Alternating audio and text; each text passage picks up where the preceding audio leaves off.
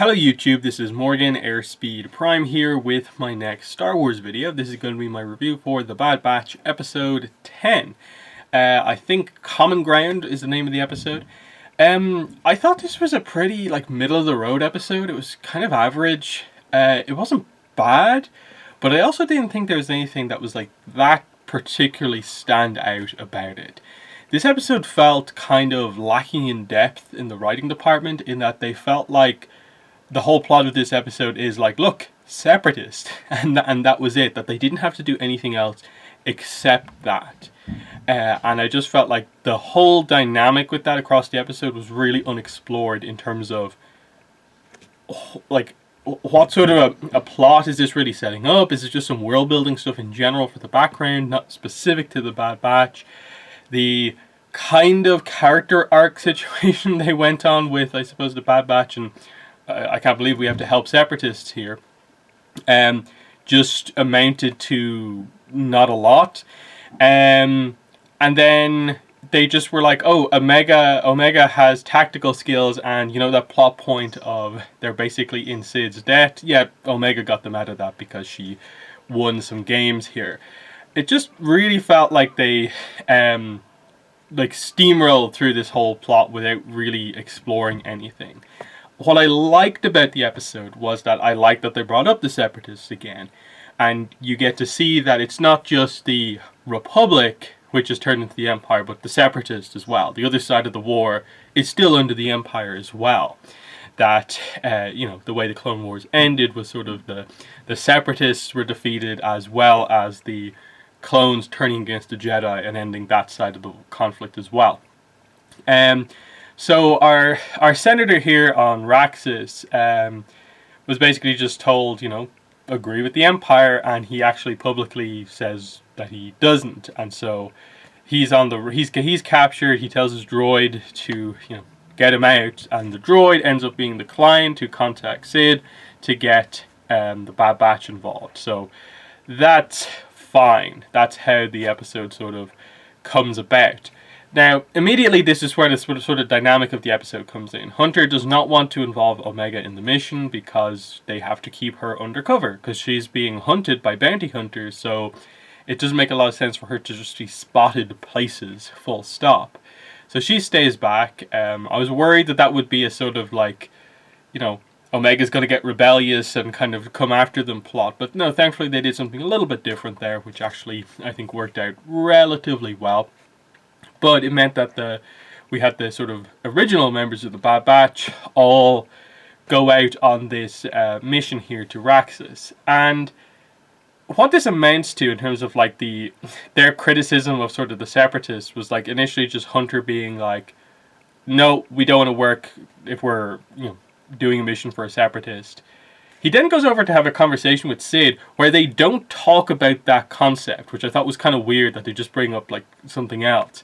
Then on the way there, it's everyone else is kind of cool with this, but Echo is the only one complaining about it being a Separatist, and Tech is kind of being oh, you said that repeatedly. Now, I get this ultimately because the reason Echo has all these cybernetic parts is ultimately because he was injured and all this stuff happened to him because of the Separatist. They didn't explain that in this episode, but they also didn't make it inherently clear that his issue with Separatists is necessarily because of that either. So you're just left with this idea of are you giving the writers credit for nuance that is sort of there by default with the character, or do you not give the writers any credit because they didn't bring it up? And I don't know which way we're meant to interpret it.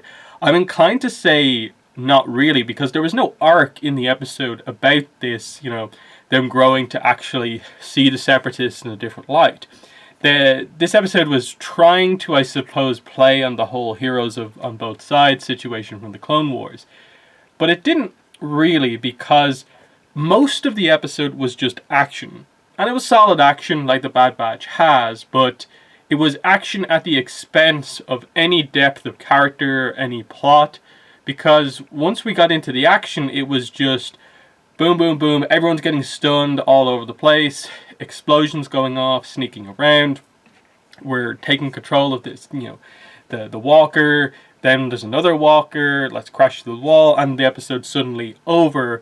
And the only real time we have to reflect on character at this point is right at the very end, when the senator kind of hesitates and is just like, no, I shouldn't leave. I should stay here with my people. And then they think it's a fair enough ending to have Echo actually be the one to say to the senator, no, live to fight another day. And he agrees with that. And we go back to Omega. So, to me, that was not really earned as such, in that what we're meant to take away from that is just that Echo being on the mission with the guy made him realize that he's not a bad separatist and he can trust him. There was no scenes to really point it out. I suppose what they're maybe trying to make clear is the fact that the senator does use his, priceless vase to sort of create a little bit of a distraction to allow Tech and Echo to take out two of the clones who kind of sneak up on them. But again, they never particularly lingered on that scene to get across that, like, there's now a sense of trust, or like things have changed because the senator did that. They more focused on the joke, and then they just left it for you to be like, oh, well, I guess he helped them out in his own rescue attempt, so they trust him now. It's just, we needed more dialogue scenes in this episode to actually cover this a little bit. Like, why didn't he react to having clones come after him? To, like, the ones that they hired were ultimately clones. Why was there no reaction on his side? And then why did like all of the separatist talk stop basically the second this guy is in the presence of all of the clones?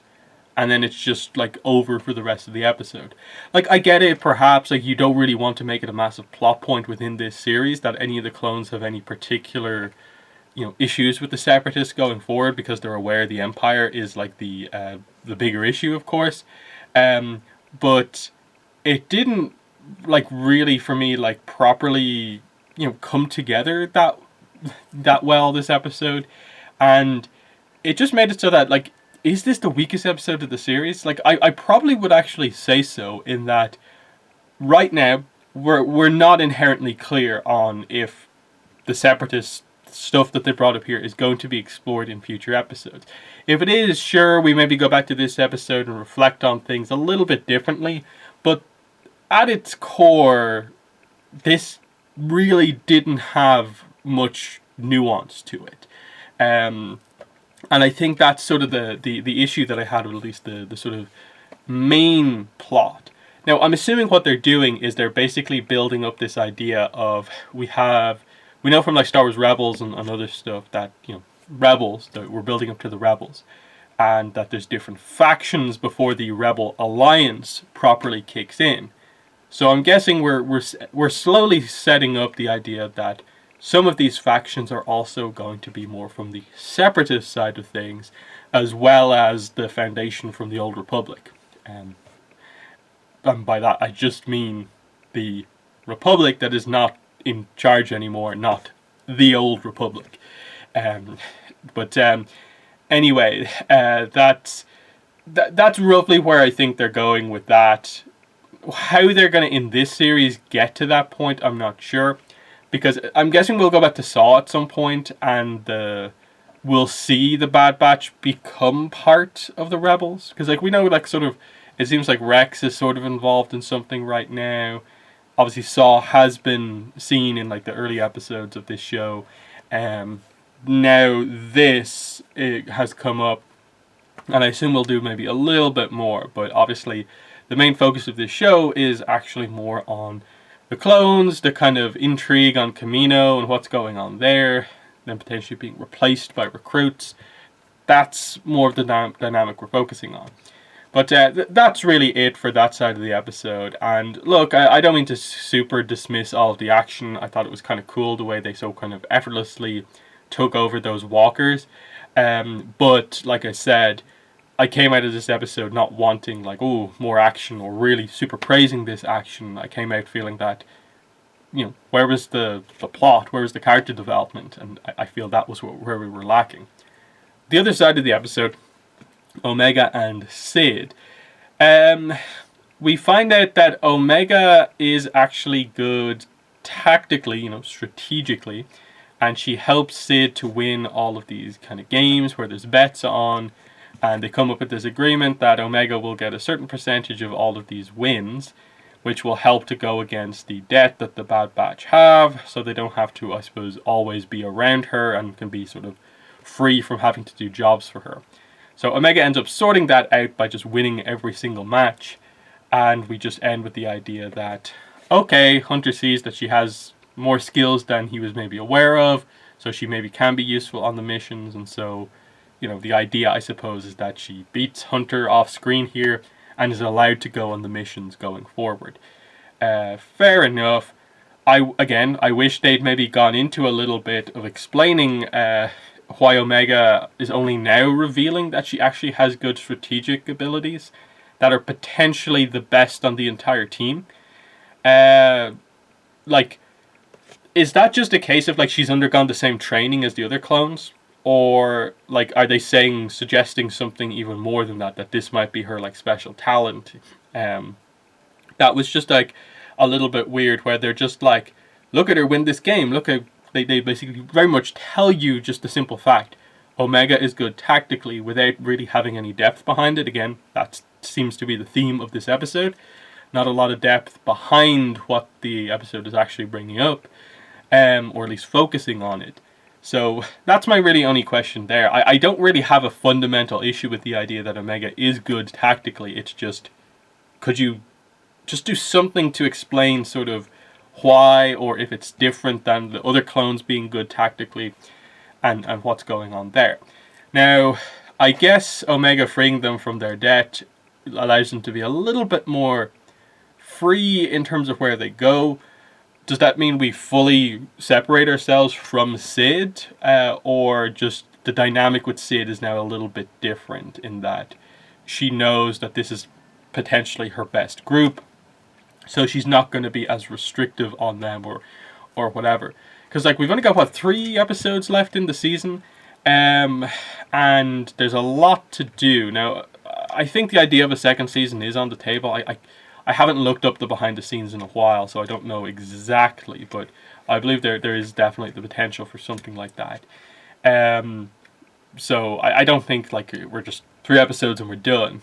But in terms of those 3 episodes, it feels like the plots that we really need to go back to are the kind of bounty hunters. We have to go back to Kamino, Crosshairs, and the enlisted recruits stuff with the Empire.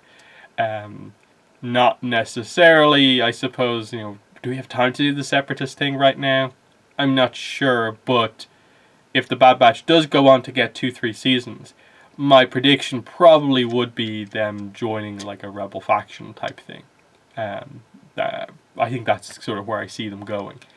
So, yeah, there are my thoughts on this episode. Unfortunately, probably one of the weakest episodes we've had so far, just because it didn't really go into anything that I kind of thought was actually interesting in the episode. It just kind of left it as here's a Separatist, let's play on the very, very obvious dynamics without really playing with those dynamics. It was so weird just how little there was, and that they felt that Echo saying live to fight another day is enough to sort of resolve this episode completely, as if Echo has had an awakening about Separatists because of the events of this episode.